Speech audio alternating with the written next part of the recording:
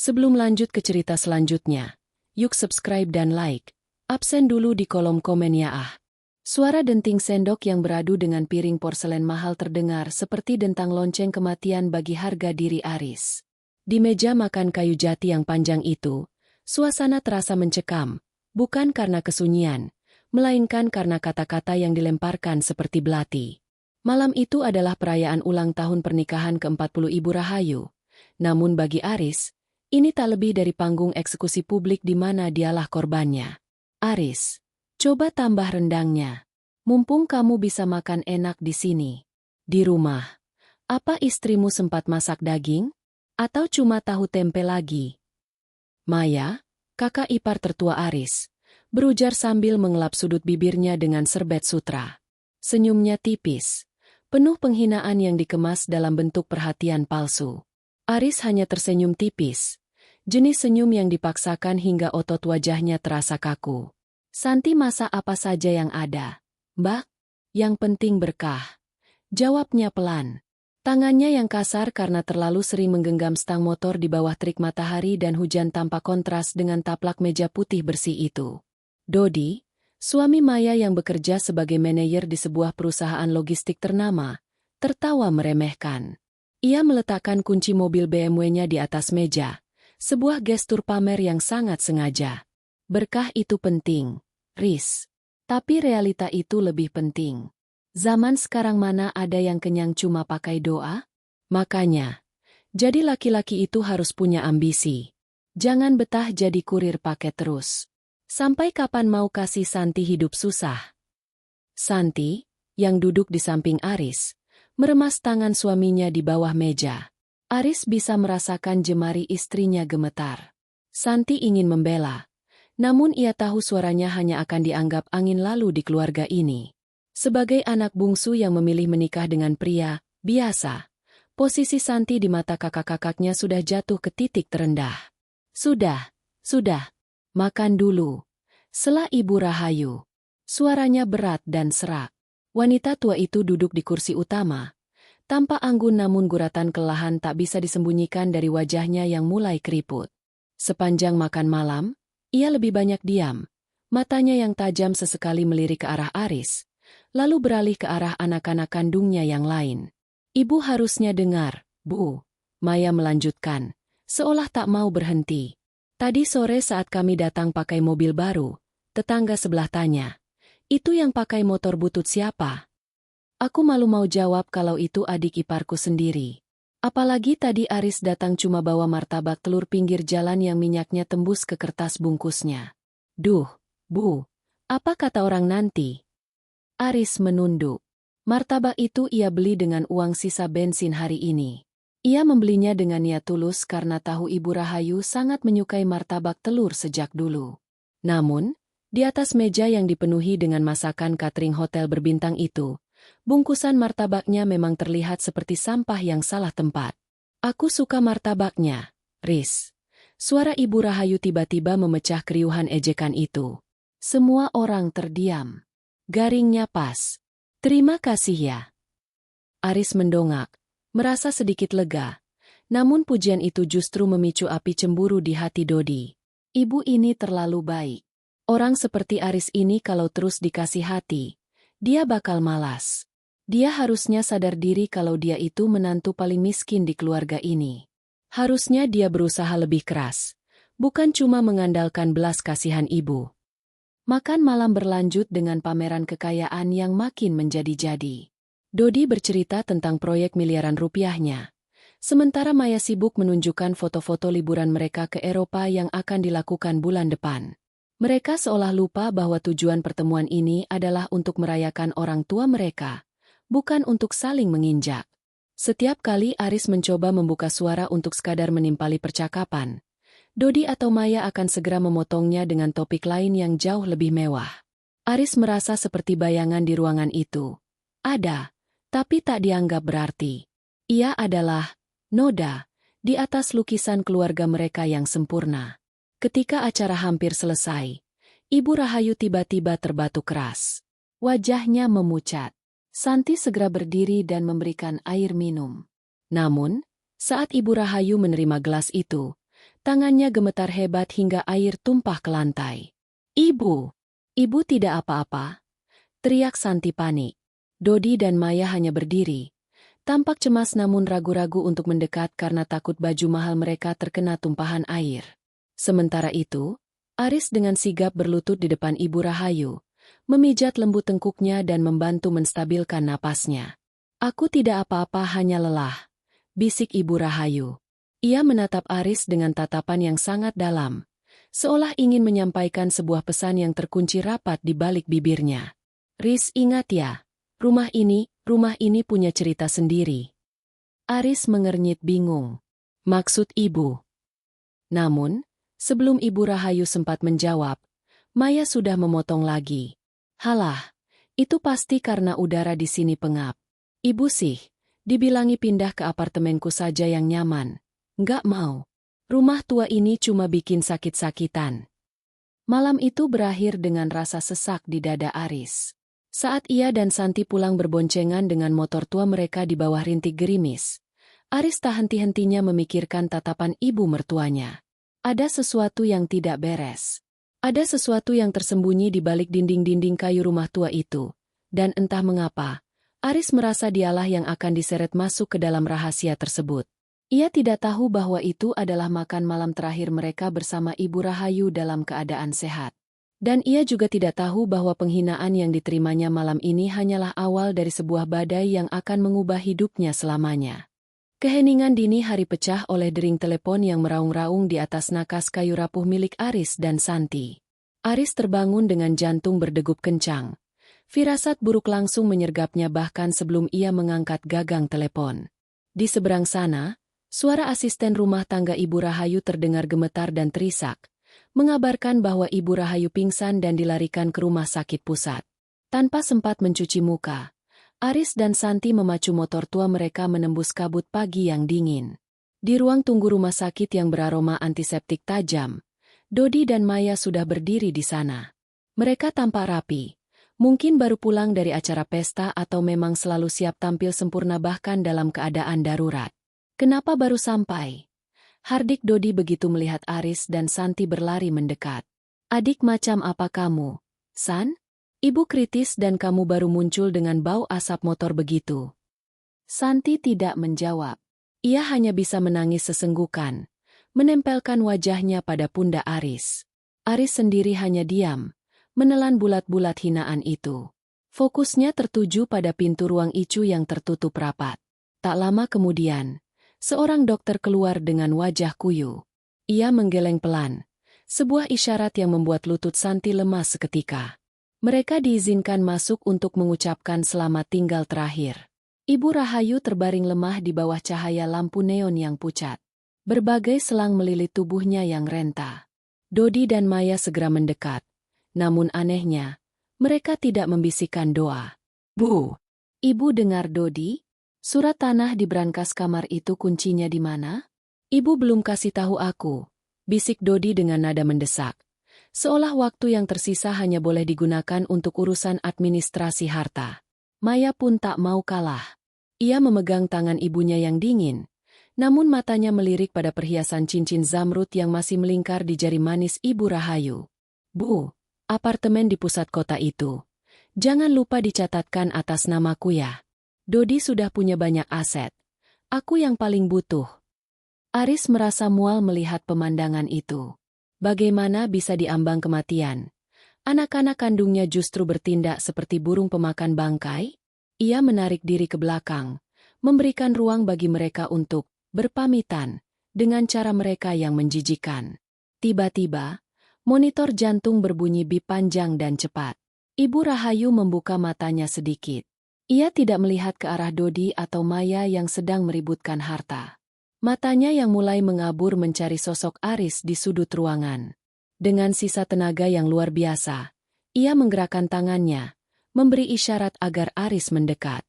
Aris melangkah maju, melewati Dodi yang tampak kesal karena ucapannya terpotong. Saat Aris membungkuk di telinga mertuanya, Ibu Rahayu membisikkan sesuatu yang sangat lirih, hampir seperti desauan angin. "Riz, jam 1, dengarkan." Suaranya terputus oleh napas yang tersengal. Maksud ibu apa? Jam 1 apa? Tanya Aris bingung. Hanya kamu yang tulus. Ibu Rahayu berusaha tersenyum, lalu matanya perlahan menutup. Garis lurus di monitor jantung menandai berakhirnya sebuah perjalanan panjang. Tangis Santi pecah memenuhi ruangan. Namun, reaksi Dodi dan Maya justru jauh dari kata sedih yang tulus. Maya langsung menutup mukanya dengan tisu, mengeluh tentang betapa repotnya mengurus pemakaman di hari kerja. Sementara Dodi, ia langsung melangkah keluar ruangan, sibuk menelepon seseorang, bukan untuk mengabarkan berita duka, melainkan untuk menanyakan status legalitas rumah tua tersebut.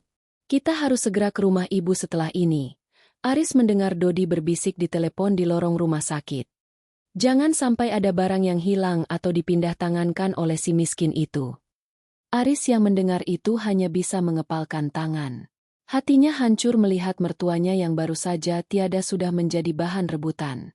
Namun, kalimat terakhir Ibu Rahayu terus terngiang di kepalanya. Jam 1.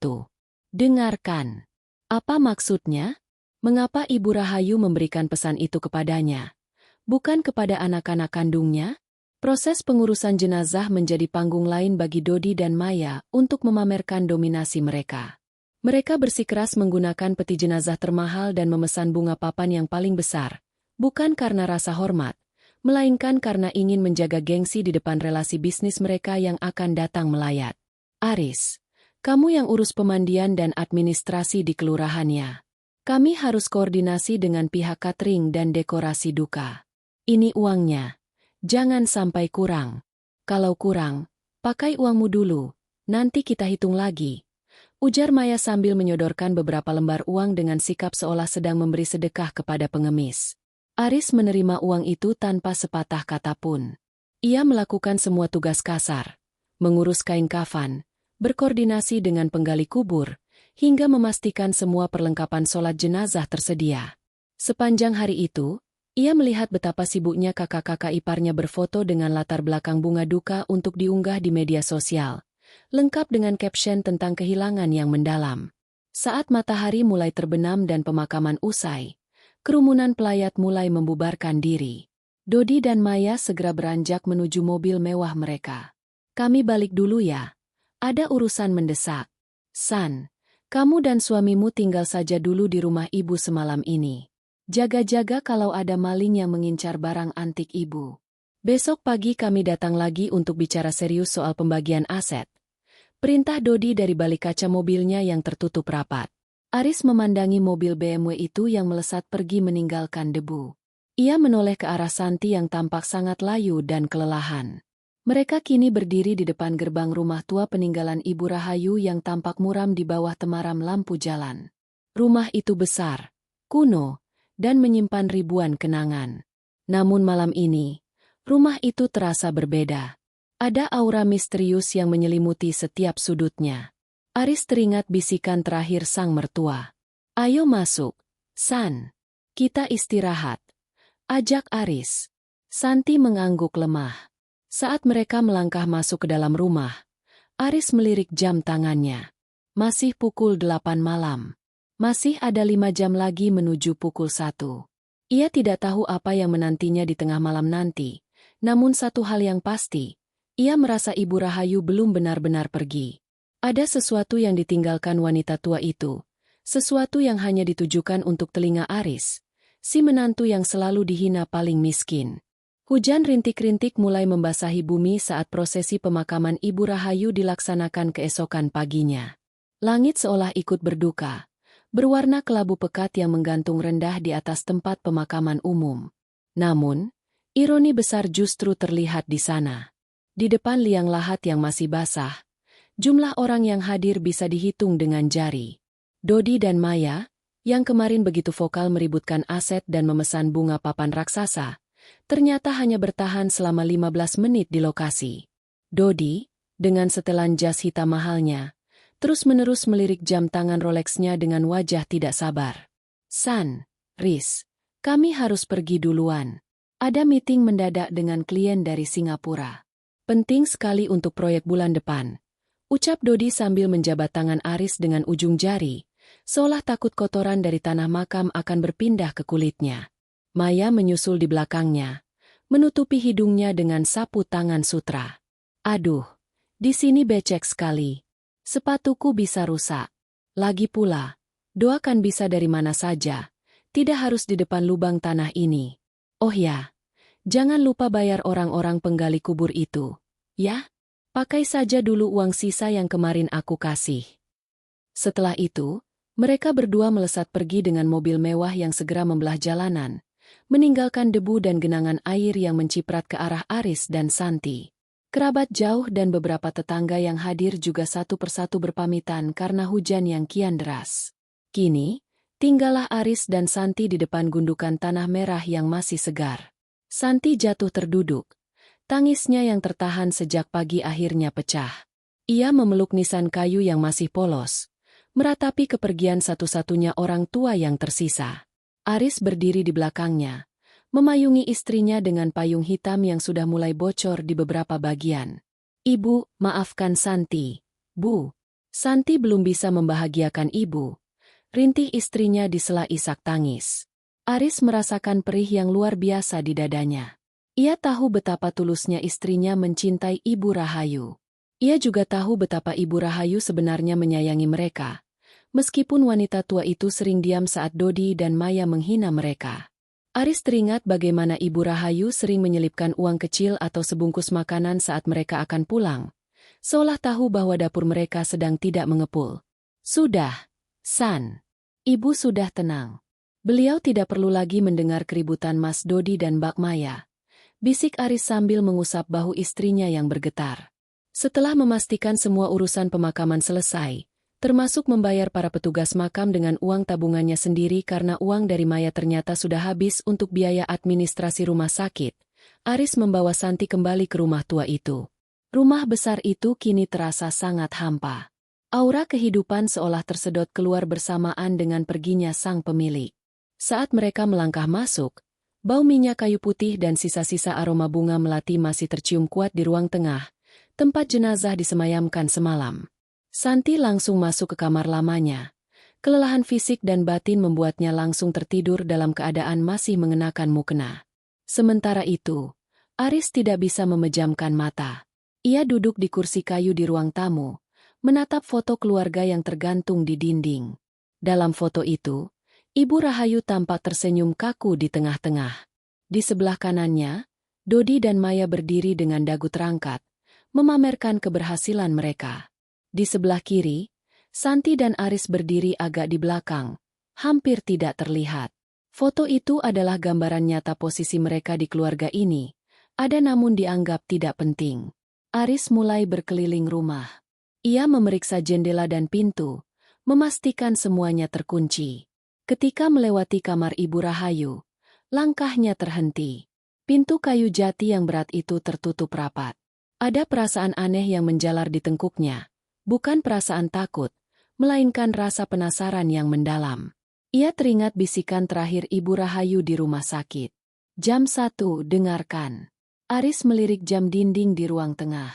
Masih pukul 8 malam. Masih ada waktu yang cukup lama. Untuk membunuh waktu, ia memutuskan untuk membersihkan sisa-sisa acara semalam. Ia melipat kursi-kursi tambahan, menyapu lantai dari sisa-sisa tanah pemakaman, dan mencuci gelas-gelas kotor yang ditinggalkan begitu saja oleh kakak-kakak iparnya. Di tengah kesibukannya, ponselnya bergetar. Sebuah pesan WhatsApp masuk dari Dodi di grup keluarga. Dodi, Riz, San, besok pagi jam 9 aku dan Maya datang. Kita bawa notaris untuk cek isi lemari ibu. Jangan ada yang berani buka-buka kamar ibu tanpa kami. Aku sudah pasang CCTV portable di depan pintu kamar semalam sebelum pulang. Jadi jangan coba-coba. Aris hanya menghela napas panjang. Bahkan di saat tanah kuburan ibu mereka belum kering, yang ada di pikiran Dodi hanyalah kecurigaan dan pengawasan harta. Aris tidak membalas pesan itu. Ia meletakkan ponselnya dan duduk kembali di kegelapan ruang tamu, hanya ditemani cahaya lampu teras yang temaram. Waktu merambat dengan sangat lambat. Detik demi detik terasa seperti dentuman godam di telinganya. Hujan di luar semakin lebat. disertai suara guruh yang sesekali menggetarkan kaca jendela. Suasana rumah tua itu mulai terasa berbeda. Suara derit kayu dan hembusan angin yang masuk melalui celah ventilasi menciptakan simfoni yang mencekam. Sekitar pukul 11 malam, tiba-tiba terdengar suara dentingan pelan dari arah dapur. Aris tersentak dan segera menuju ke sana. Namun, ia hanya menemukan seekor kucing liar yang masuk melalui jendela dapur yang sedikit terbuka. Kucing itu menatap Aris dengan mata kuningnya yang tajam, lalu melompat keluar kembali ke tengah hujan. Aris kembali ke ruang tengah. Ia merasa gelisah. Perasaannya mengatakan bahwa ada sesuatu yang besar yang sedang menunggu untuk terungkap. Ia mulai bertanya-tanya, apakah Ibu Rahayu selama ini benar-benar miskin seperti yang ia tampakkan? Mengapa ia begitu kukuh mempertahankan rumah tua yang luas ini meskipun anak-anaknya selalu memaksanya pindah ke apartemen mewah? Menjelang tengah malam, suhu udara turun drastis. Aris menarik jaketnya erat-erat. Ia kembali menatap jam dinding. Pukul 12.15. Pukul 12.30. Pukul 12.45. Keheningan malam itu terasa makin padat. Seolah-olah udara di sekitarnya menjadi lebih berat. Aris bisa mendengar detak jantungnya sendiri. Ia berdiri di depan pintu kamar Ibu Rahayu, menunggu. Ia tidak bermaksud melanggar perintah Dodi, namun janji yang ia buat dalam hati kepada mertuanya jauh lebih penting daripada ancaman kakak iparnya. Tepat saat jarum panjang mendekati angka 12 di jam 1 malam, tiba-tiba, pet! Seluruh lampu di rumah itu padam. Kegelapan total menyergap. Di luar, hujan turun seperti ditumpahkan dari langit, menenggelamkan semua suara kecuali gemuruh air. Aris membeku di tempatnya. Dan saat itulah, dari dalam kamar Ibu Rahayu yang terkunci rapat, terdengar suara itu. Sreek!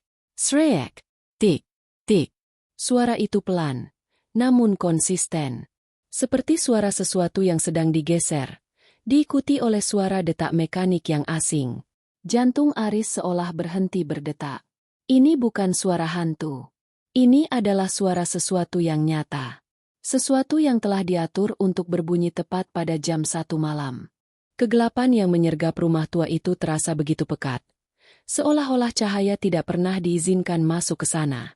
Di luar, langit seperti sedang mengamuk. Kilat menyambar-nyambar. Sesekali memberikan kilasan cahaya putih yang mengerikan ke dalam ruangan, memperlihatkan bayangan-bayangan perabot kayu yang kini tampak seperti monster yang mengintai. Aris berdiri mematung di lorong depan kamar Ibu Rahayu. Napasnya tertahan. Suara itu, suara seretan benda berat dan detak mekanik tik-tik, semakin jelas terdengar di tengah kesunyian yang mencekam. Suaranya bukan berasal dari langit-langit atau jendela, melainkan berasal dari dalam lantai atau balik dinding kamar yang terkunci itu. Ibu! Bisik Aris lirih. Ia merogoh saku celananya, mencari ponsel. Dengan tangan yang sedikit gemetar, ia menyalakan lampu kilat dari ponselnya. Seberkas cahaya putih kecil membelah kegelapan. Debu-debu halus tampak menari-nari di udara yang lembab. Aris mendekati pintu kamar Ibu Rahayu. Ia teringat pesan ancaman Dodi tentang CCTV portable. Benar saja, di sudut atas bingkai pintu, sebuah benda kecil dengan lampu indikator merah yang berkedip tampak mengawasinya. Namun, saat ini Aris tidak peduli. Jika Dodi ingin menuntutnya karena masuk ke kamar ini, biarlah. Ada amanah yang jauh lebih berat yang harus ia tuntaskan. Ia mencoba memutar kenop pintu. Terkunci. Aris menarik napas panjang. Ia tahu di mana Ibu Rahayu biasa menyimpan kunci cadangan. Ia melangkah menuju sebuah vas bunga besar di sudut lorong, merogoh bagian bawah alas kainnya, dan menemukan sebuah kunci kuningan tua. Dengan tangan yang dingin, ia memasukkan kunci itu ke lubangnya. Klek! Pintu terbuka dengan derit panjang yang memilukan. Bau minyak kayu putih, melati yang mulai layu, dan aroma kertas tua langsung menyergap indera penciumannya. Aris mengarahkan cahaya ponselnya ke sekeliling ruangan. Semuanya masih sama seperti saat Ibu Rahayu dibawa ke rumah sakit. Tempat tidur yang rapi, kacamata baca di atas nakas, dan lemari jati besar yang menjulang tinggi di sudut ruangan. Suara itu berhenti tepat saat Aris melangkah masuk. Hening. Hanya suara air hujan yang menghantam atap seng dengan liar. Aris berdiri di tengah kamar, menunggu. 1 menit, 2 menit, tidak ada suara apapun. Apakah ia hanya berhalusinasi? Ataukah gema suara hujan membuatnya salah dengar? Namun, tepat saat ia hendak berbalik, listrik di rumah itu seolah memberi tanda. Lampu plafon sempat berkedip sekali, redup dan kuning, sebelum kembali mati total. Bersamaan dengan itu, suara seretan itu kembali terdengar. Kali ini lebih keras. Srek!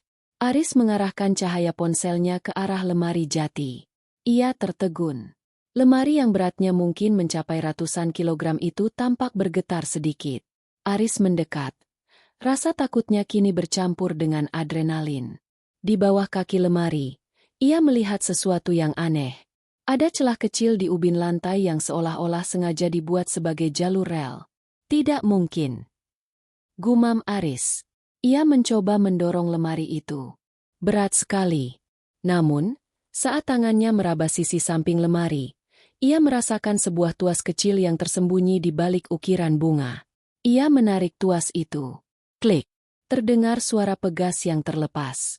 Lemari jati itu secara otomatis bergeser beberapa sentimeter ke arah kanan. Seolah ada mekanisme hidrolik kuno yang menggerakkannya. Di balik lemari tersebut, Aris tidak menemukan dinding biasa. Ia menemukan sebuah pintu besi kecil yang tertanam di tembok, sebuah brankas dinding tersembunyi. Di depan pintu besi itu, terdapat sebuah alat yang membuat Aris terperangah. Itu adalah sebuah pemutar kaset pita tua, tape recorder, yang terhubung dengan sebuah jam mekanik raksasa. Jam itu tidak memiliki angka, hanya memiliki satu jarum yang kini menunjuk tepat ke atas. Suara tik-tik yang ia dengar tadi berasal dari jam ini. Dan suara seretan itu berasal dari pergeseran lemari yang dipicu oleh mekanisme jam tersebut. Aris berlutut di depan brankas itu. Di sana, tertempel sebuah catatan kecil dengan tulisan tangan Ibu Rahayu yang gemetar. Untuk Aris, menantuku yang paling sabar. Dengarkan ini saat mereka tidak ada. Dengan jantung yang berdebar kencang, Aris menekan tombol play pada pemutar kaset tersebut. Suara statis terdengar sejenak.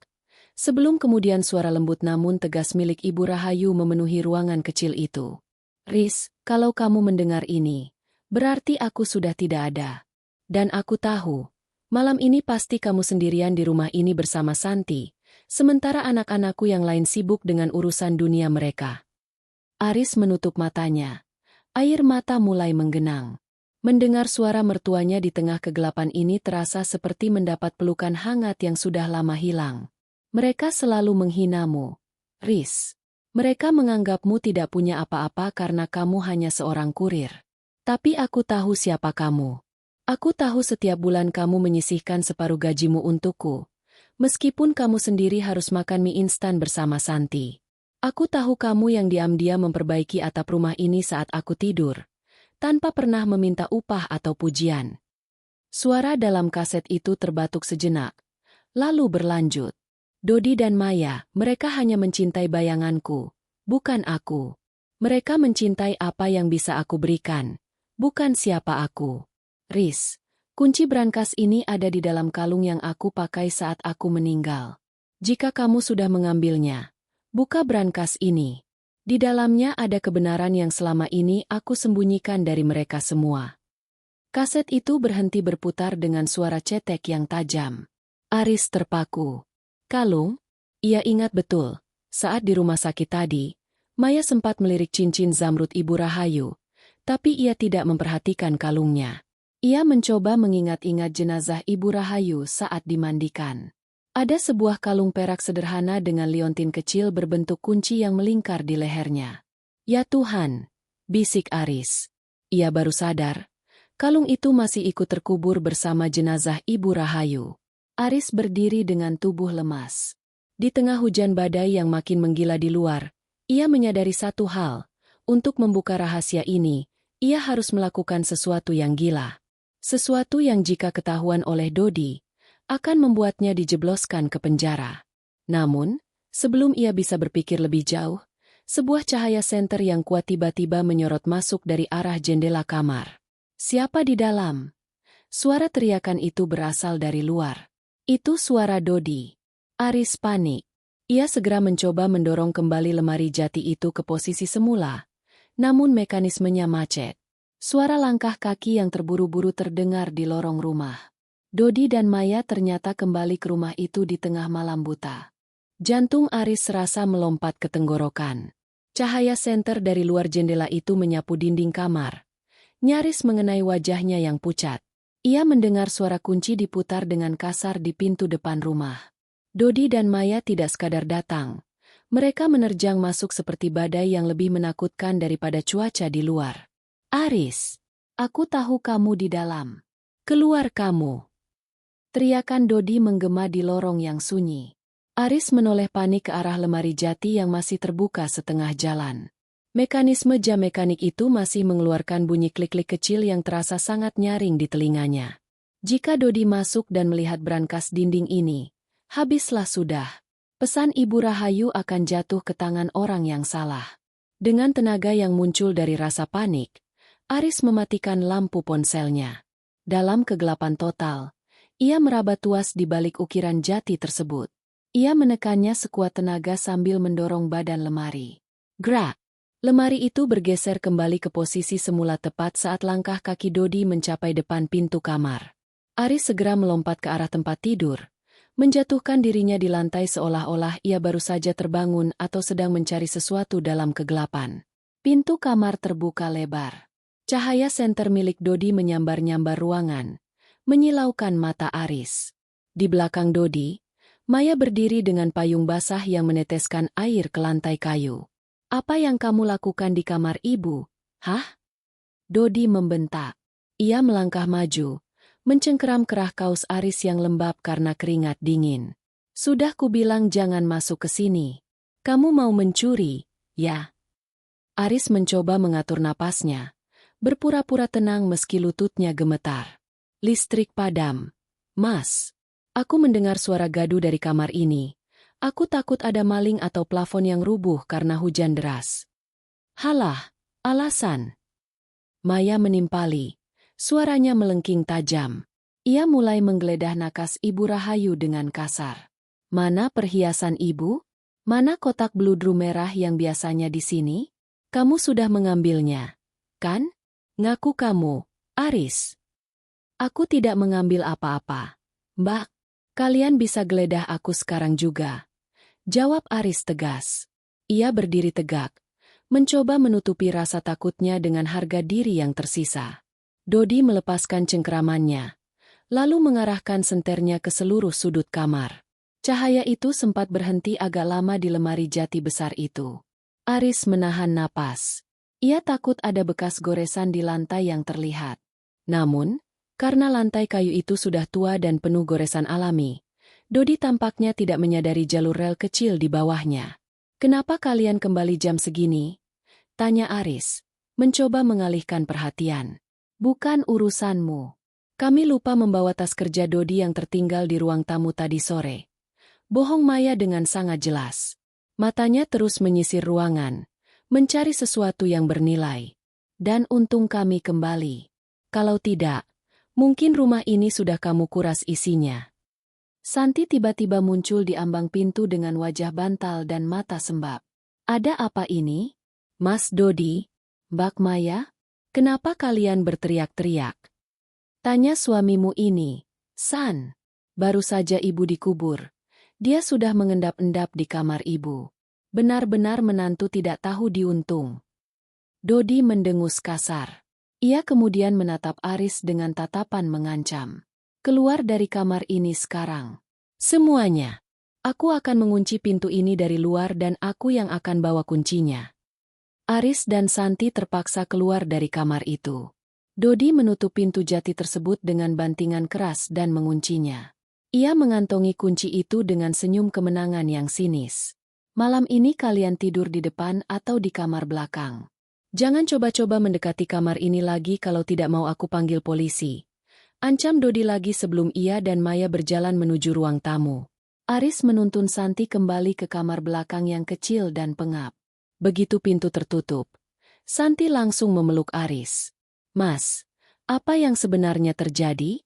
Kenapa kamu ada di kamar ibu?" Aris terdiam sejenak. Ia bimbang. Haruskah ia menceritakan tentang kaset rekaman dan brankas rahasia itu kepada Santi? Ia sangat mencintai istrinya. Namun ia teringat pesan Ibu Rahayu. Hanya kamu yang tulus, jangan sampai mereka tahu. Ibu Rahayu mungkin khawatir jika Santi tahu. Kakaknya yang manipulatif akan dengan mudah memeras informasi itu dari adiknya yang polos. Aku cuma merasa ibu memanggilku. San. Aku merasa ada yang tidak beres di kamar itu. Jawab Aris pelan, memberikan jawaban setengah benar. Di luar, hujan masih menderu. Listrik masih padam, membuat suasana semakin mencekam. Aris berbaring di samping Santi, namun matanya tetap terbuka lebar menatap langit-langit. Pikirannya melayang pada kalung perak di leher Ibu Rahayu yang kini tertimbun tanah sedalam 2 meter. Bagaimana cara ia mengambilnya? Membongkar makam adalah tindakan kriminal dan sangat tabu. Tapi tanpa kunci itu, brankas di balik lemari tidak akan pernah terbuka. Dan tanpa brankas itu, hinaan Dodi dan Maya akan terus menghujani hidupnya dan Santi selamanya.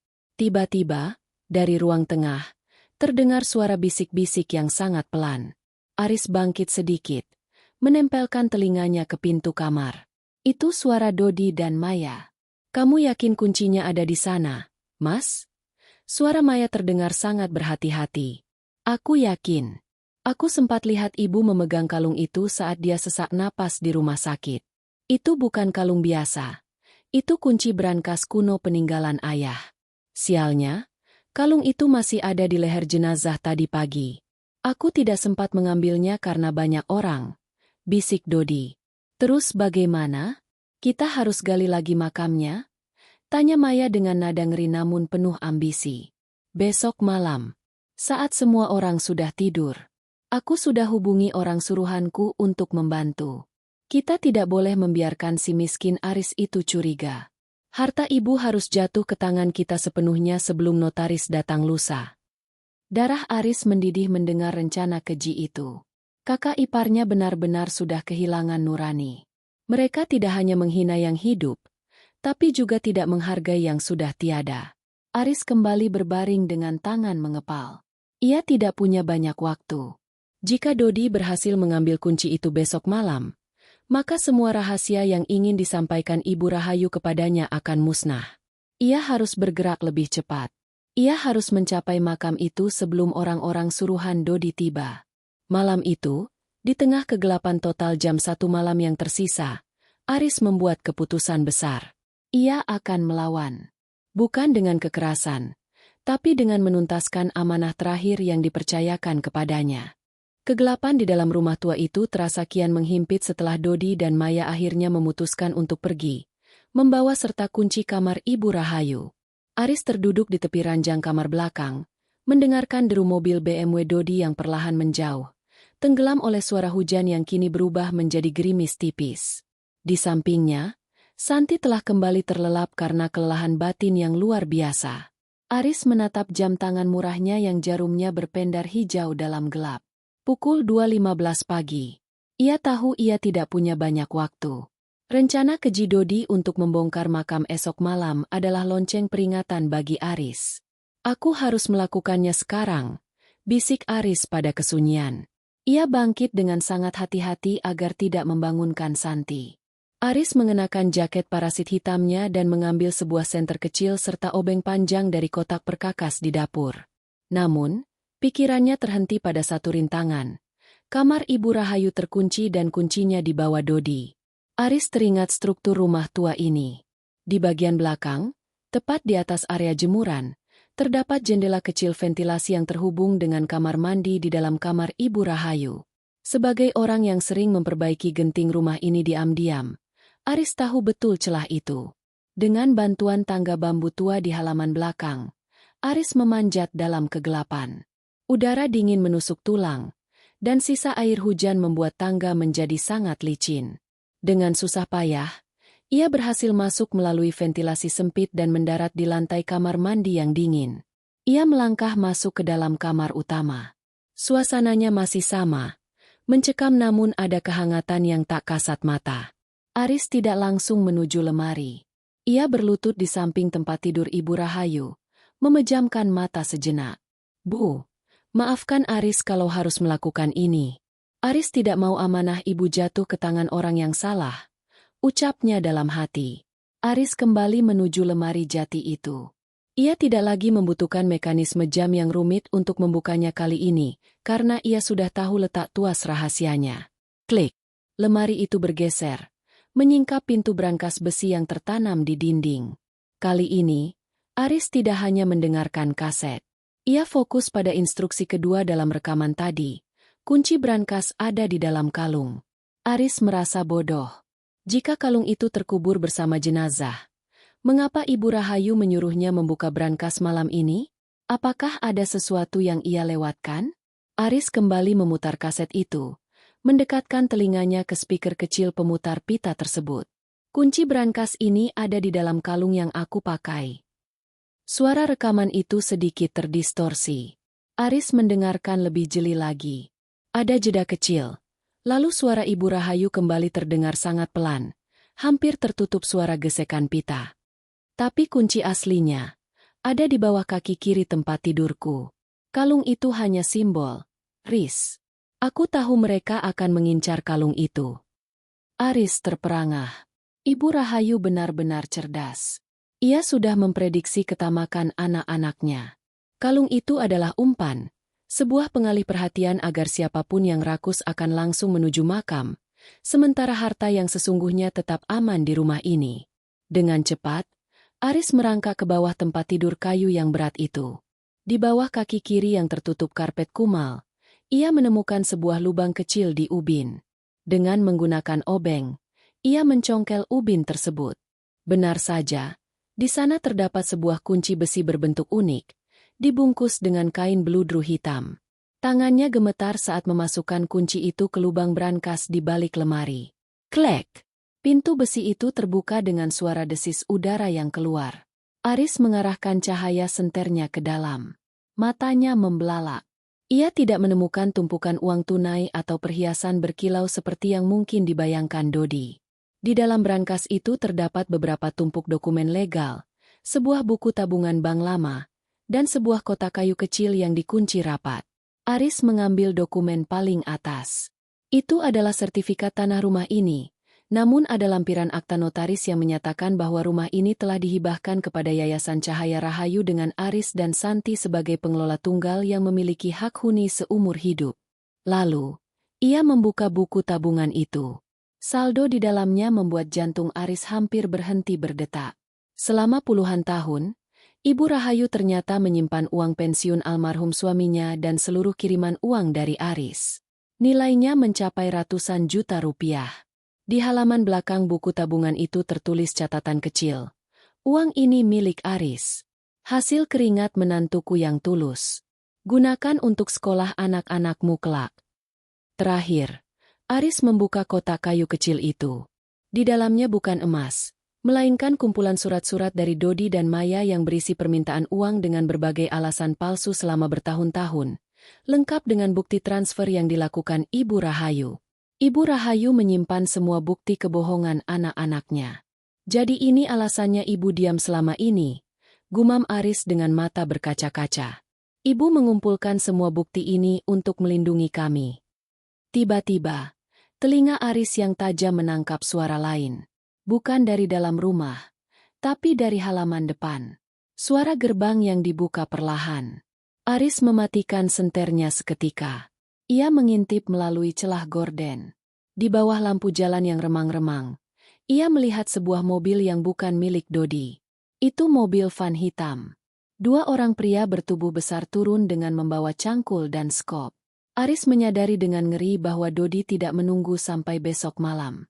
Dodi telah mengirim orang suruhannya malam ini juga untuk membongkar makam Ibu Rahayu demi mengambil kalung, kunci, yang sebenarnya hanyalah umpan. Aris harus memilih. Tetap bersembunyi dengan dokumen-dokumen berharga ini, atau pergi ke makam untuk menghentikan penistaan terhadap jenazah mertuanya, meskipun itu berarti ia harus menghadapi orang-orang suruhan Dodi sendirian di tengah kegelapan makam. Ia melihat ke arah brankas yang terbuka, lalu ke arah jalanan. Harga diri dan rasa hormatnya kepada Ibu Rahayu membakar ketakutannya. Aris memasukkan semua dokumen ke dalam jaketnya, mengunci kembali brankas itu, dan bergegas keluar melalui jalan yang sama saat ia masuk. Ia harus sampai ke makam sebelum cangkul-cangkul itu menyentuh peti jenazah Ibu Rahayu. Malam kian larut. Namun Aris tidak lagi merasakan dingin yang menusuk. Adrenalin yang terpompa ke seluruh tubuhnya membuat setiap jengkal kulitnya terasa panas. Ia memacu motor tuanya tanpa menyalakan lampu depan.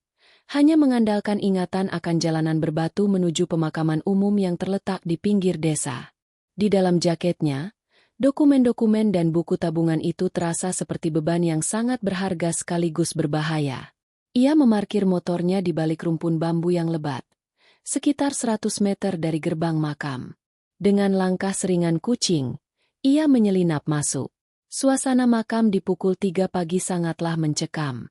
Bau tanah basah dan aroma Kamboja yang luruh menyergap indera penciumannya.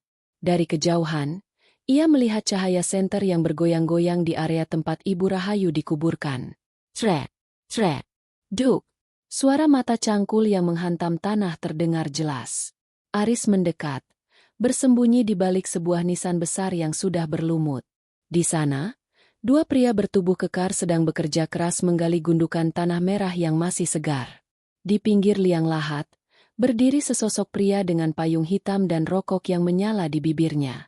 Itu Dodi. Aris mengepalkan tangan hingga kukunya memutih. Dodi benar-benar kehilangan kemanusiaannya. Pria itu berdiri di sana, mengawasi pembongkaran makam ibunya sendiri seolah-olah sedang mengawasi proyek bangunan. Cepat sedikit, bentak Dodi pelan namun tajam. Sebentar lagi subuh. Aku mau kalung itu sekarang juga. Sabar, bos. Tanahnya lengket karena hujan. Gerutu salah satu penggali. Aris tahu ia tidak bisa melawan dua orang pesuruh itu dengan otot. Ia bukan petarung. Namun, ia memiliki sesuatu yang jauh lebih kuat. Kebenaran yang direkam oleh Ibu Rahayu. Ia teringat ponselnya yang masih menyimpan rekaman suara dari tape recorder di brankas tadi. Ia sempat merekamnya menggunakan fitur voice note sebelum keluar dari kamar. Aris menarik napas panjang. Ia meraih ponselnya, mencari file rekaman tersebut, dan menyambungkannya ke speaker Bluetooth kecil yang selalu ia bawa di dalam tas kurirnya untuk mendengarkan musik saat bekerja. Ia meletakkan speaker itu di atas nisan, lalu mengaturnya ke volume maksimal. Tepat saat para penggali itu hampir mencapai papan penutup peti, sebuah suara tiba-tiba menggelegar di tengah kesunyian makam. Dodi, Maya, apakah kalian begitu lapar akan harta sampai harus mengusik tidur panjangku? Suara itu adalah suara Ibu Rahayu. Berwibawa, berat, dan penuh nada kekecewaan. Kedua penggali itu tersentak hebat. Cangkul mereka terlepas dari tangan. Mereka saling pandang dengan wajah pucat pasi. Dodi sendiri menjatuhkan rokoknya. Matanya membelalak ketakutan, menoleh ke kiri dan ke kanan mencari sumber suara yang seolah-olah muncul dari dalam tanah. Aku sudah memberikan semua yang kalian minta saat aku hidup. Tapi kalian tidak pernah merasa cukup. Sekarang, kalian ingin mengambil kunci yang aku bawa ke liang lahat? Ambillah. Ambillah jika kalian ingin sisa hidup kalian dihantui oleh kutukan seorang ibu yang kalian hianati. Ibu. Suara Dodi bergetar. Ia mundur selangkah, hampir terperosok ke dalam lubang yang baru saja digali pesuruhnya. Ini tidak mungkin. Ibu sudah meninggal. Aris memanfaatkan momen itu. Ia muncul dari balik kegelapan, berdiri tepat di bawah bayangan pohon Kamboja besar. Cahaya kilat yang sesekali menyambar membuat sosoknya tampak seperti siluet yang mengancam. Hentikan semua ini, Mas Dodi, ujar Aris dengan suara rendah namun menggelegar. Dodi terlonjak. Aris, kamu yang melakukan ini. Kamu memutar rekaman itu. Aris melangkah maju, masuk ke dalam lingkaran cahaya senter mereka. Ibu sudah tahu kalian akan datang. Beliau sudah menyiapkan segalanya. Kalung itu tidak ada gunanya. Mas, kunci itu tidak akan membuka apapun untuk kalian. Bohong, teriak Dodi, mencoba menutupi rasa takutnya dengan amarah. Kalung itu kunci brankas di kamar. Aku tahu itu. Minggir kamu, si miskin. Jangan ikut campur urusan keluargaku. Keluarga. Aris tersenyum pahit. Keluarga tidak membongkar makam ibunya sendiri. Dan kalau Mas mau tahu, ibu sudah memberikan semua dokumen dan harta yang sesungguhnya kepadaku. Karena hanya aku yang tulus merawatnya tanpa pernah menanyakan apa yang akan aku dapatkan. Dodi tertawa histeris. Kepadamu? Kamu cuma kurir sampah. Ibu tidak mungkin sebodoh itu. Ibu tidak bodoh, Mas. Ibu hanya lelah melihat sandiwara kalian. Aris merogoh saku jaketnya dan menunjukkan buku tabungan serta surat wasiat yang telah dilegalisir. Semua aset rumah ini dan tabungan ibu sudah dialihkan menjadi yayasan. Mas Dodi dan Mbak Maya tidak dapat sepeser pun. Wajah Dodi berubah dari pucat menjadi merah padam. Ia memberi isyarat kepada dua pesuruhnya. Ambil surat-surat itu dari dia. Hancurkan dia. Kedua pria itu ragu sejenak. Namun desakan uang membuat mereka mulai melangkah mendekati Aris. Aris tidak bergerak. Ia justru mengangkat ponselnya tinggi-tinggi. Silakan maju, tantang Aris. Tapi perlu kalian tahu, sejak aku masuk ke makam ini, aku sudah menyalakan live streaming di media sosial dan mengirim lokasi ini ke kantor polisi. Jika kalian menyentuhku atau melanjutkan penggalian ini, kalian akan langsung ditangkap dengan bukti penistaan makam dan percobaan perampokan. Dodi membeku. Di layar ponsel Aris, memang tampak indikator rekaman yang sedang berjalan, meskipun sebenarnya itu hanya tipuan aplikasi kamera. Ketakutan akan penjara dan rusaknya reputasi bisnisnya membuat nyali Dodi menciut seketika.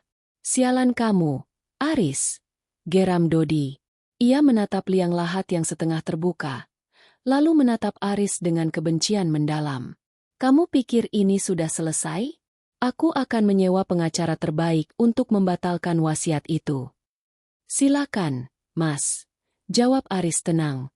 Tapi ingat, ibu juga menyimpan semua bukti penipuan dan surat permintaan uang kalian di dalam brankas itu. Jika Mas melawan secara hukum, bukti-bukti itu akan menjadi senjata yang menjebloskan Mas ke penjara karena penggelapan dana keluarga. Dodi terdiam. Ia tahu Aris tidak main-main. Dengan sisa harga diri yang hancur, ia berbalik. Pergi. Kita pergi dari sini sekarang, teriaknya pada dua pesuruhnya. Mereka berlari tunggang langgang meninggalkan area pemakaman. Suara deru mobil van mereka terdengar menjauh dengan terburu-buru. Kini, tinggallah Aris sendirian di depan makam yang rusak itu.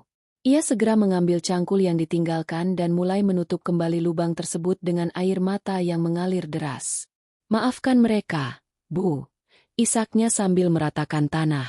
Biarkan Aris yang menjaga ibu sekarang. Tepat saat tanah kembali rata, adzan subuh berkumandang dari kejauhan. Fajar mulai menyingsing, dan untuk pertama kalinya dalam hidupnya, Aris merasa beban di pundaknya telah terangkat. Ia bukan lagi menantu paling miskin di mata dunia, melainkan satu-satunya orang yang kaya akan kehormatan di mata orang yang paling ia sayangi. Fajar menyingsing dengan warna ungu kemerahan yang membelah langit Jakarta. Aris kembali ke rumah tua itu dengan pakaian yang kotor oleh tanah makam dan napas yang masih tersengal. Di teras rumah, ia menemukan Santi sedang duduk memeluk lutut dengan wajah pucat pasi. Begitu melihat suaminya datang, Santi langsung berlari dan memeluknya erat. "Mas, kamu dari mana saja? Aku bangun dan kamu tidak ada. Motor tidak ada, aku takut sekali." Tangis Santi pecah. Aris mengusap rambut istrinya, mencoba menyalurkan ketenangan meski tangannya sendiri masih gemetar. "SSTTT sudah, San. Semuanya sudah selesai. Mas cuma pergi mengurus sesuatu untuk ibu. Masuk. Yuk, Mas harus tunjukkan sesuatu padamu." Setelah membersihkan diri sekilas, Aris membawa Santi ke kamar utama Ibu Rahayu. Ia menutup semua gorden rapat-rapat dan mengunci pintu. Dengan gerakan yang kini sudah terampil, ia menggeser lemari jati itu dan membuka brankas dinding. Santi terkesiap, menutup mulutnya dengan kedua tangan saat melihat lubang rahasia di balik perabot tua yang selama ini ia anggap biasa saja. "Mas, apa ini? Ibu punya ini semua?" Tanya Santi tak percaya saat Aris mengeluarkan tumpukan dokumen dan kotak kayu kecil itu.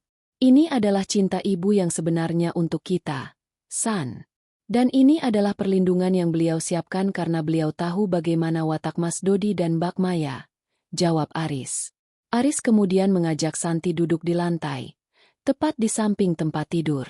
Ia teringat bagian terakhir dari rekaman kaset yang ia dengar di pemakaman tadi, bagian yang belum sempat ia teliti sepenuhnya.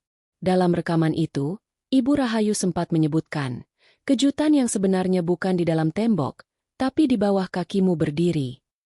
Aris mulai mengetuk-ngetuk ubin lantai di sekitar tempat tidur menggunakan pangkal obeng. Tok tok tok. Suara ubin terdengar padat, hingga ia mencapai sudut di bawah meja rias kuno milik Ibu Rahayu. Tung tung.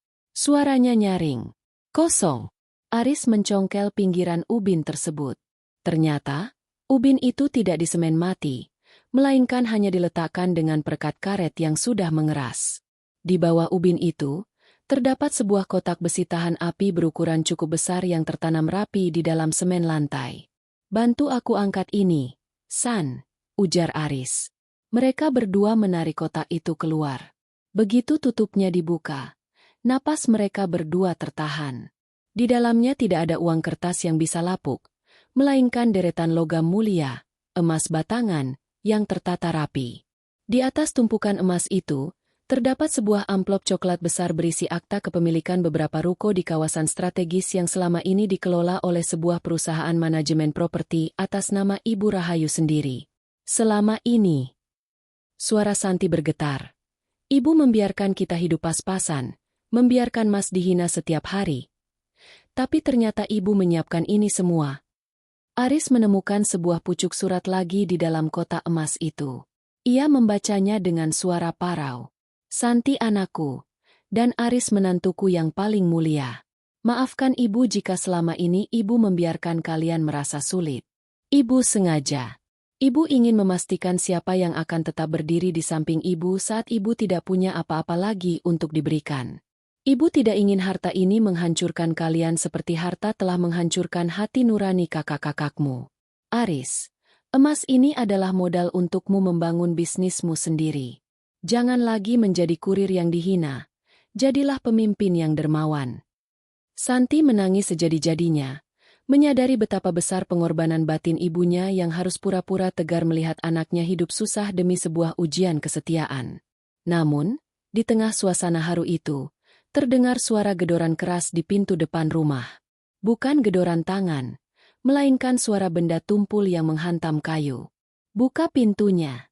Aris. Santi, keluar kalian. Itu suara Maya. Aris segera memasukkan kembali dokumen dan beberapa batang emas ke dalam jaketnya, lalu menutup kembali ubin rahasia itu. Ia memberi isyarat agar Santi tetap tenang. Mereka berjalan menuju ruang tamu dan membuka pintu. Di depan sana, Maya berdiri dengan mata sembab dan wajah penuh amarah. Di belakangnya, Dodi tampak berantakan. Bajunya masih kotor karena kejadian di makam tadi subuh. Mereka tidak datang sendiri. Mereka membawa seorang pria parubaya bersetelan rapi yang membawa tas kerja kulit. Ini notaris keluarga kami, tunjuk Maya dengan kasar. Kami tidak peduli dengan rekaman hantu atau gertakanmu di makam tadi, Riz. Kami akan mengaudit rumah ini sekarang juga. Mas Dodi sudah cek. Tidak ada wasiat yang sah kecuali wasiat lama yang menyatakan harta dibagi rata. Dan rumah ini harus dijual. Dodi melangkah maju, mencoba mengintimidasi Aris. Mana surat-surat yang kamu pamerkan di makam tadi? Sini, biar notaris ini yang cek keasliannya. Aku yakin itu cuma dokumen palsu yang kamu buat untuk menakut-nakuti kami. Aris menatap notaris itu, lalu kembali menatap kedua iparnya. Ia merasa kasihan. Di tengah kekayaan yang mereka pamerkan, mereka sebenarnya adalah orang-orang yang paling miskin secara mental. Silakan, Pak Notaris. Aris mempersilakan mereka masuk dengan tenang. Ia tidak lagi tampak seperti kurir yang rendah diri. Bahunya tegak, tatapan matanya tajam dan penuh wibawa. Tapi sebelum Bapak mengecek dokumen saya, mungkin Bapak perlu menjelaskan kepada klien Bapak ini tentang apa konsekuensinya jika seseorang mencoba memalsukan bukti kematian atau menggelapkan dana hibah yang sudah terdaftar di sistem pusat. Dodi dan Maya saling lirik. Wajah mereka sedikit menegang. Apa maksudmu? Tanya Dodi sinis. Aris mengeluarkan satu dokumen yang ia ambil dari brankas dinding tadi, Sebuah dokumen yang belum sempat ia baca secara detail namun memiliki stempel resmi yang sangat ia kenali. Itu bukan wasiat, melainkan surat pengakuan hutang. Di sini tertulis bahwa Mas Dodi dan Mbak Maya telah meminjam uang total 2 miliar rupiah dari rekening pribadi ibu selama 5 tahun terakhir untuk menutupi kerugian perusahaan Mas Dodi yang hampir bangkrut. Dan jaminannya adalah seluruh hak waris kalian di rumah ini. Ruangan itu seketika menjadi sunyi senyap. Wajah Dodi berubah menjadi abu-abu. Maya hampir jatuh pingsan jika tidak berpegangan pada pinggiran sofa. Ternyata, Ibu Rahayu tidak hanya menyimpan harta, ia menyimpan tali gantungan bagi keserakahan anak-anaknya sendiri. Keheningan di ruang tamu itu terasa begitu pekat hingga suara detak jam dinding kuno terdengar seperti dentuman palu hakim. Dodi terpaku. Tangannya yang semula menunjuk-nunjuk Aris kini menggantung lemas di udara. Notaris yang mereka bawa, Pak Heru, tampak terkejut dan segera menyesuaikan letak kacamatanya. "Bisa saya lihat dokumen itu, Pak Aris?" tanya Pak Heru dengan nada yang jauh lebih sopan dari sebelumnya. Aris menyerahkan map coklat tersebut. Pak Heru membacanya dengan saksama, lembar demi lembar, sementara Dodi dan Maya berdiri mematung. Keringat dingin mulai bercucuran di pelipis Dodi. Ia tahu persis apa yang ada di dalam map itu. Dosa-dosa finansial yang ia pikir akan terkubur bersama ibunya. "Ini sah," ujar Pak Heru setelah beberapa menit yang terasa seperti selamanya. Ada tanda tangan di atas materai dari Pak Dodi dan Ibu Maya.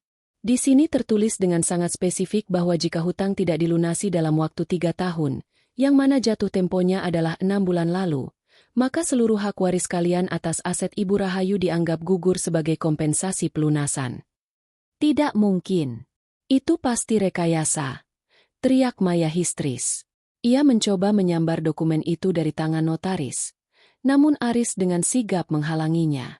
"Ibu tidak pernah bicara soal itu. Ibu bilang uang itu adalah modal usaha, bukan hutang." "Modal usaha yang tidak pernah kalian kembalikan sepeser pun, Mbak," sahut Santi. Suaranya kini terdengar stabil dan berani. "Ibu mencatat semuanya. Setiap kali kalian datang meminta uang sambil menangis, Ibu menulisnya di buku harian. Ibu bahkan menyimpan struk transfernya." Dodi mencoba mencari celah. Tapi rumah ini harganya jauh lebih mahal dari 2 miliar. Kami masih punya hak atas selisihnya." Aris tersenyum tipis. Sebuah senyuman yang mengandung rasa iba sekaligus ketegasan. "Mas Dodi, sepertinya Mas lupa membaca poin terakhir di halaman kedua. Jika terjadi upaya penggelapan atau tindakan tidak terpuji terhadap jenazah atau wasiat, maka sisa hak tersebut dialihkan sepenuhnya kepada Yayasan Cahaya Rahayu. Dan apa yang Mas lakukan di makam tadi subuh, itu sudah cukup untuk membuktikan poin tindakan tidak terpuji." Wajah Dodi mendadak pucat pasi. Ia menyadari bahwa permainannya sudah berakhir. Siapa yang memberitahumu semua ini? Aris? Kamu hanya kurir. Kamu tidak mungkin mengerti istilah hukum serumit ini. Ibu yang mengajariku, Mas. Lewat rekaman-rekaman itu. Ibu ingin aku menjadi orang yang menjaga apa yang beliau bangun. Karena beliau tahu hanya aku yang tidak akan menjual rumah ini demi mobil mewah atau gaya hidup. Jawab Aris tenang. Maya tiba-tiba jatuh terduduk di lantai, menangis meraung-raung. Namun, tangisannya bukan karena duka atas kematian ibunya, melainkan duka atas hilangnya harta yang sudah ia incar. "Kita hancur, Mas, kalau aset ini hilang. Debt collector akan mendatangi rumah kita minggu depan. Semua cicilan barang-barangku, bagaimana nasibku?" Dodi tidak menjawab. Ia hanya bisa menatap lantai dengan tatapan kosong. Semua kesombongan yang ia pamerkan di malam perjamuan itu menguap tak bersisa. BMW yang ia banggakan, jas mahal yang ia kenakan, semuanya adalah bangunan pasir yang kini tersapu ombak kebenaran. Pak Heru, sang notaris, menutup tas kerjanya. "Pak Dodi, Ibu Maya, saya rasa kehadiran saya di sini sudah tidak diperlukan lagi untuk kepentingan kalian. Dokumen yang dimiliki Pak Aris jauh lebih kuat dan mutakhir daripada draft yang kalian berikan kepada saya. Secara hukum, pemilik rumah ini dan seluruh aset terkait adalah yayasan yang dikelola oleh Pak Aris dan Ibu Santi." Setelah notaris itu pamit pulang, Suasana rumah menjadi sangat dingin. Aris berdiri di tengah ruangan, menatap kedua iparnya yang kini tampak begitu kecil dan malang. "Sekarang, aku ingin kalian pergi," ujar Aris pelan namun tidak bisa dibantah. "Kamu mengusir kami, Riz? Dari rumah orang tua kami sendiri?" tanya Dodi dengan suara serak, mencoba memainkan kartu emosi. "Rumah ini adalah tempat suci bagi ibu. Dan orang yang mencoba membongkar makam ibunya sendiri tidak pantas berada di sini." Aris melangkah menuju pintu dan membukanya lebar-lebar. "Pergilah. Urus hutang-hutang kalian. Soal barang-barang pribadi ibu, aku dan Santi yang akan mengurusnya. Tidak akan ada satupun barang ibu yang jatuh ke tangan kalian untuk dijual." Dengan langkah gontai dan kepala tertunduk, Dodi menuntun istrinya keluar. Saat melewati Aris, Dodi sempat berhenti sejenak. Ia ingin mengatakan sesuatu. Mungkin makian, mungkin permintaan maaf. Namun tidak ada kata yang sanggup keluar dari mulutnya. Mereka pergi dengan mobil BMW yang kini terasa seperti beban hutang yang berjalan. Aris menutup pintu rapat-rapat dan menguncinya. Ia menyandarkan punggungnya di pintu, menghela napas panjang yang seolah mengeluarkan seluruh beban dari dadanya. Santi datang dan memeluknya. "Kita benar-benar akan mengelola yayasan ini, Mas?" tanya Santi pelan. "Iya, San. Kita akan buat panti asuhan dan sekolah gratis seperti mimpi ibu. Kita akan buktikan bahwa uang ini jatuh ke tangan yang tepat," jawab Aris. Aris kemudian meraba saku jaketnya, memastikan kunci besi unik yang ia temukan di bawah ubin tadi masih ada di sana. Masih ada satu kotak lagi yang belum ia buka sepenuhnya. Kotak berisi logam mulia itu. Namun, bagi Aris, emas itu bukanlah harta yang sesungguhnya. Harta yang sesungguhnya adalah kepercayaan yang diberikan Ibu Rahayu kepadanya. Sang menantu yang selama ini dihina paling miskin. Ia teringat bisikan terakhir ibu di rumah sakit. "Hanya kamu yang tulus." Kini, Aris mengerti mengapa listrik harus padam jam 1 malam, mengapa hujan harus turun deras, dan mengapa suara aneh itu harus muncul. Itu semua adalah skenario Tuhan untuk menyaring mana emas murni dan mana loyang yang berkarat. 1 tahun telah berlalu sejak malam badai yang mengungkap segala rahasia di rumah tua itu. Suasana rumah peninggalan Ibu Rahayu kini telah berubah total. Tidak ada lagi kesan angker atau pengap. Cat dindingnya kini berwarna putih bersih. Jendela-jendelanya terbuka lebar membiarkan sinar matahari dan aroma bunga sedap malam masuk ke dalam. Di depan gerbang, sebuah papan nama kayu jati terukir dengan indah. "Rumah Singgah Cahaya Rahayu." Aris berdiri di teras. Namun ia bukan lagi pria dengan jaket kurir yang kusam. Ia mengenakan kemeja rapi. Wajahnya tampak lebih segar dan penuh wibawa. Di depannya, puluhan anak-anak yatim piatu sedang belajar mengaji dan membaca di ruang tengah yang dulu menjadi saksi bisu penghinaan terhadap dirinya. Santi keluar dari dalam rumah membawa nampan berisi teh hangat. Ia tersenyum menatap suaminya. Kehidupan mereka berubah bukan karena mereka menjadi gila harta, melainkan karena mereka memilih untuk menjadi saluran berkah sesuai wasiat Ibu Rahayu. Logam mulia yang ditemukan di bawah lantai tidak mereka belanjakan untuk kemewahan pribadi. Emas itu menjadi modal utama berdirinya yayasan pendidikan dan panti asuhan ini. "Mas, ada surat dari pengacara Mas Dodi," ujar Santi sambil meletakkan sepucuk surat di meja teras. Aris membukanya perlahan. Surat itu berisi permohonan keringanan. Ternyata, prediksi Ibu Rahayu benar. Tanpa suntikan dana dari harta warisan, bisnis logistik Dodi hancur lebur karena manajemen yang buruk dan hutang yang menumpuk. Mobil BMW-nya telah disita bank, dan rumah mewahnya pun sudah masuk daftar lelang. Kabarnya, Maya kini harus berjualan kue rumahan untuk menyambung hidup. Sebuah ironi bagi wanita yang dulu menghina martabak pinggir jalan bawaan Aris. Mereka minta izin untuk datang melayat ke makam ibu secara resmi, dan meminta bantuan pinjaman modal, sambung Santi dengan nada bimbang. Aris menyesap tehnya, menatap jauh ke arah taman depan. "Untuk melayat, mereka tidak butuh izin kita. Itu hak mereka sebagai anak. Tapi soal uang, Ibu sudah mengajarkan kita bahwa memberi uang kepada orang yang rakus hanya akan menghancurkan mereka lebih dalam. Lalu, apa jawabanmu?" Aku akan menawarkan Dodi pekerjaan di yayasan ini sebagai staf operasional lapangan. Dia punya pengalaman logistik. Itu berguna untuk distribusi bantuan kita. Tapi gajinya sama dengan staf lain. Jika dia mau memulai dari bawah dan membuang kesombongannya, kita bantu. Tapi jika dia masih mengincar harta, pintu kita tertutup. Jawab Aris tegas namun tanpa dendam. Sore itu, Aris memutuskan untuk pergi ke makam Ibu Rahayu. Ia ingin memberikan laporan tahunan kepada mertuanya. Sesampainya di sana, makam itu tampak sangat rawat, penuh dengan bunga-bunga segar yang rutin diganti oleh petugas makam yang kini digaji tetap oleh Yayasan Aris. Saat sedang berdoa, Aris melihat dua sosok manusia berjalan tertatih dari kejauhan. Itu Dodi dan Maya. Penampilan mereka sangat kontras dengan setahun lalu. Dodi tampak kurus dengan kemeja yang sudah luntur warnanya, sementara Maya tidak lagi memakai perhiasan mencolok.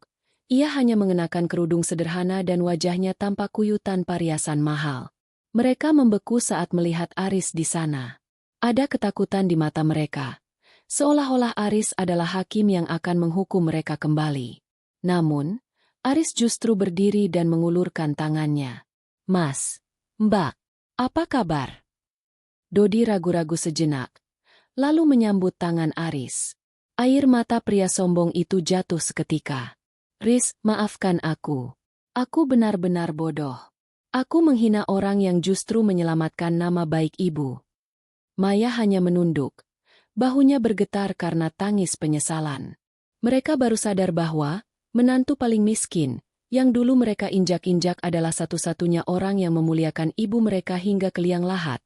Bahkan menjaga harta peninggalannya agar tetap menjadi amal jariah yang tak putus. Aris tidak membalas dengan cercaan. Ia teringat rekaman kaset terakhir yang ia temukan beberapa bulan lalu di dasar brankas, sebuah pesan singkat yang belum sempat ia dengar. "Riz, jika anak-anakku kembali dengan tangan kosong dan hati yang hancur, rangkulah mereka. Bukan sebagai bos, tapi sebagai saudara. Karena harta sejati adalah saat keluarga kembali bersatu dalam kejujuran." "Pulanglah ke rumah ibu nanti sore," kata Aris pelan. "Ada posisi di yayasan jika Mas Dodi siap bekerja keras. Kita bangun mimpi ibu bersama-sama." Dodi dan Maya terperangah. Mereka tidak menyangka akan mendapatkan kesempatan kedua setelah apa yang mereka lakukan di malam gelap itu. Saat matahari terbenam di ufuk barat, Aris meninggalkan pemakaman dengan hati yang damai. Ia menyadari bahwa seluruh kejadian mistis jam 1 malam, listrik yang padam, dan suara aneh dari kamar ibu, sebenarnya adalah cara semesta untuk memadamkan keserakahan dan menyalakan kembali nurani yang telah lama mati. Aris kembali memacu motor tuanya, motor yang sengaja tidak ia jual untuk mengingatkannya dari mana ia berasal. Di jalanan, ia melihat banyak orang yang bekerja keras sepertinya dulu. Ia tersenyum. Kini ia punya kekuatan untuk membantu mereka. Penghinaan telah berubah menjadi penghormatan. Kemiskinan telah berubah menjadi keberkahan. Dan pengkhianatan telah dibayar dengan pengampunan yang manis. Ibu Rahayu mungkin telah tiada, namun suaranya akan terus bergema di setiap sudut rumah singgah itu, mengingatkan siapapun bahwa ketulusan tidak akan pernah bisa dibeli dengan emas batangan sekalipun. Tamat.